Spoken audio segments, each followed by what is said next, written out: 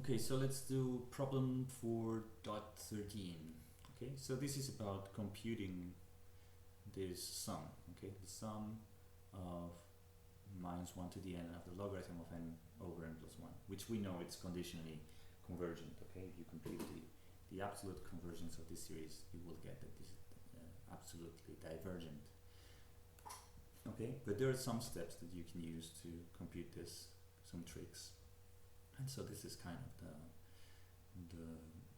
the script that we will follow. And don't worry, this kind of problem will not be in the exam. Okay, so it's just another way to show the kind of things that we can do in calculus. Okay, so first we will do we will show that the product of the even numbers up to 2n is equal to n factorial to the n. Okay, so let me see if we can prove that. 2 times 4 times 6 times blah blah blah times 2n is equal to n factorial to the n. Okay, so let's see. This is actually 2 times 1, right? 2 times 1 and then times 2 times 2 times 2 times 3 times blah blah blah up until 2 times n, right? So we have 2 n times, right? 2 to the n, and then we have 1 times 2 times 3 up until n, which is n factorial. Okay, so this proves this first inequality. It's easy enough. Then the second one, this 1 times 3 times 5 times all of the odd numbers is equal to 2n factorial divided by n factorial over 2n. Sorry, times 2.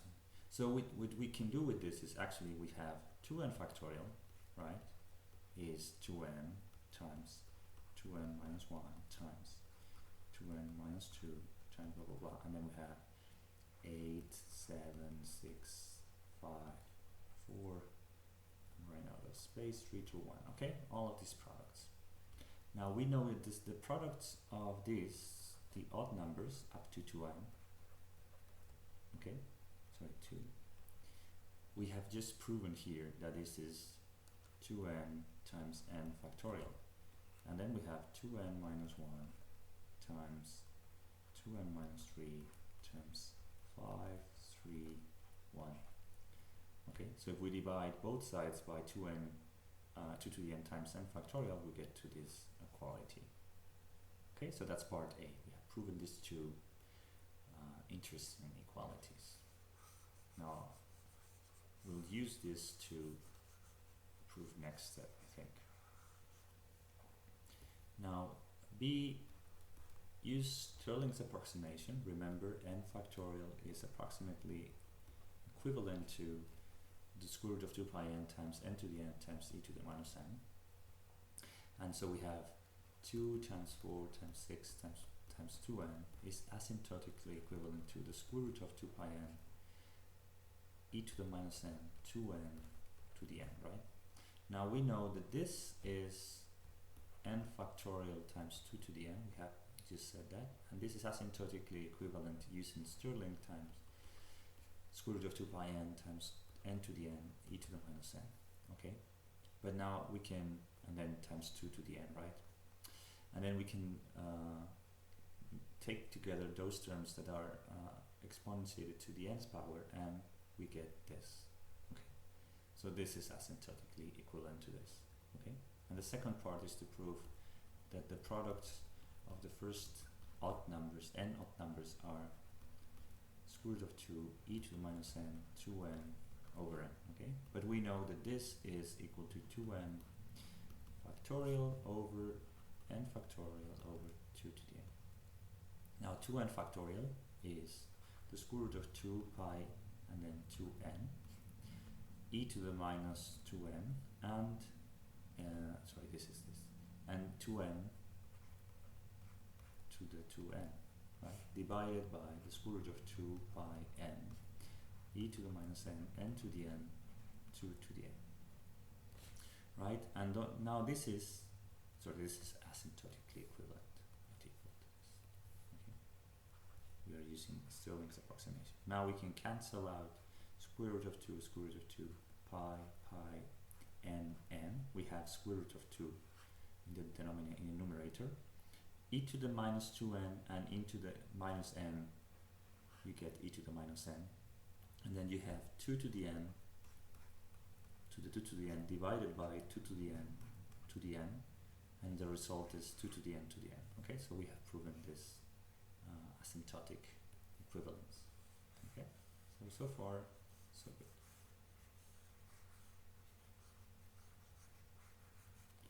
Now part C, show that the partial sum s to k, okay, of the series above, so that means from n equals 1 to 2k, right, of minus 1 to the n, the logarithm, and 2n plus 1 can be written this way. Okay, so s2k is equal to the logarithm, and then we have 2 squared, 4 squared, 6 squared, blah blah blah, 2k squared, and the denominator we have 1 plus 3 squared, 5 squared, and blah blah blah, 2k minus 1 squared, and then we have 2k plus 1 without the square, right? So this is an induction problem, right? In order to prove this, this statement is supposed to be valid for 1 to k1 up until infinity, right? So in order to prove this in general, we use induction. Okay. Now the first step is to prove this is true for k equals 1. Okay. So that means s2, which is the sum from n equals 1 to 2 of minus 1 to the n, the logarithm of n divided by n plus 4. Okay. And this means if we substitute, this is minus the logarithm of 1 over 2 plus the logarithm of 2 over 3, which is equal to the logarithm of 2 squared divided by 1 times 3. Okay, so in this case k is equal to 1, so this is up to 2, k equals 1, 2 squared. Okay, good. And then we have 1 up until 2k minus 1 squared, this is k equals 1, 1 squared. Okay, here, good. And then we have 2k, 2 plus 1, 3 without the square. Okay, so we have checked that this is valid for k equals 1. Now, let's suppose this statement is true for some k. Can we prove that this is true for k plus 1, right? So now we have s of 2k plus 2, right? Because this is the same as 2k plus 1. Is the sum from n equals 1 to 2k plus 2 of minus 1 to the n, the logarithm of n over n plus 1. Okay, but this is the same as the sum from n equals 1 to 2k minus 1 to the n, the logarithm of n over n plus 1, and then we have plus minus 1 to the 2k minus 1, the logarithm, sorry, plus 1, the logarithm of 2k plus 1 over 2k plus 2, plus minus 1 to the 2k plus 2, the logarithm of 2k plus 2 over 2k plus 3, right? So this is what we are, this is the same sum, but the last two terms in the sum, we have separated them, right? And now we can substitute here using the induction hypothesis. So this is the logarithm of 2 squared, 4 squared, 6 squared, blah blah blah, 2k squared divided by 1, 3, 5, blah blah blah, 2k minus 1 squared, 2k plus 1. And then we have 2k plus 1 is an odd number, so minus 1 to an odd number is minus the logarithm of this, or we can say plus the logarithm of the inverse, 2k plus 2 divided by 2k plus 1, and then plus the logarithm of 2k plus 2 over 2k plus 3, because this term will be even, right? Now, so we can, the sum of the logarithms is the product, so the logarithm of the product here, so we can rewrite these terms like this.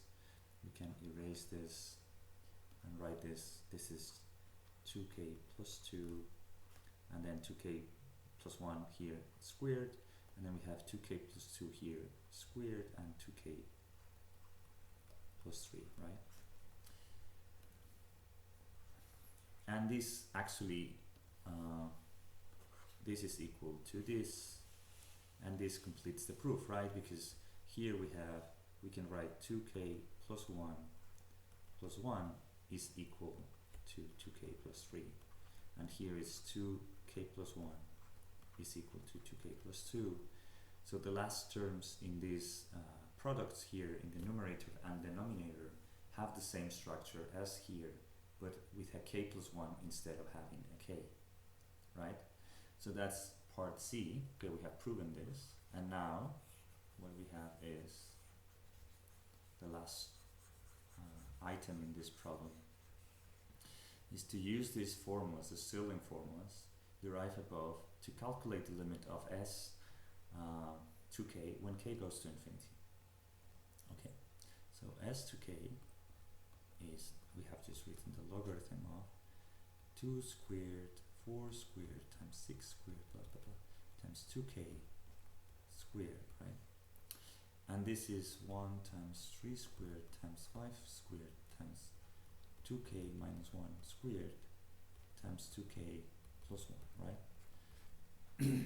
Now the numerator, as you can see, is the product of the even numbers up to 2k, all of this squared, which is this product here, but squared. So we can say this is asymptotically equivalent to the logarithm of, and then we have the square root of 2 pi and then k, right?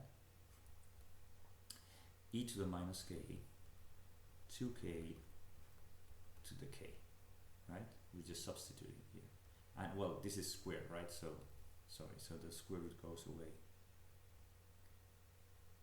This is e to the minus 2k, and then this is 2k to the 2k.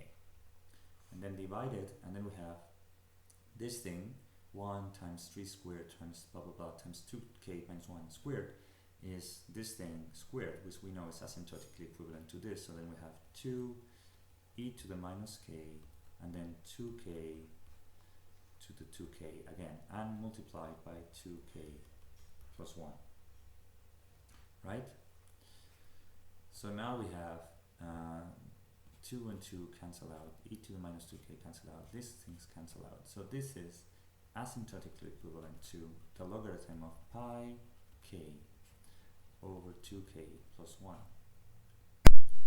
So okay, so s2k is asymptotically equivalent to the logarithm of pi k over 2k plus 1, right? So if we compute the limit when k goes to infinity of s2k, this is going to be the same limit as this. So this is the same limit as the limit of the logarithm of pi k over 2k plus 1.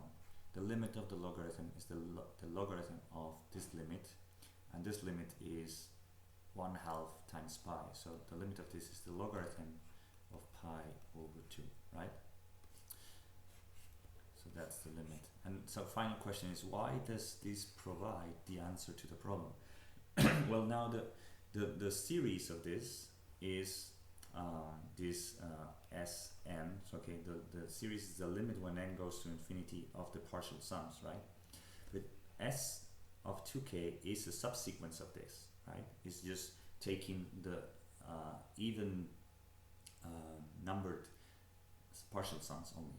So this is the same as the limit when k goes to infinity of S of 2k, because if this sequence is convergent, then the limit of any subsequent subsequence is also the same limit as the original sequence. So the limit of the original sequence is the logarithm of pi over 2, and that's the value of the conditionally convergent series.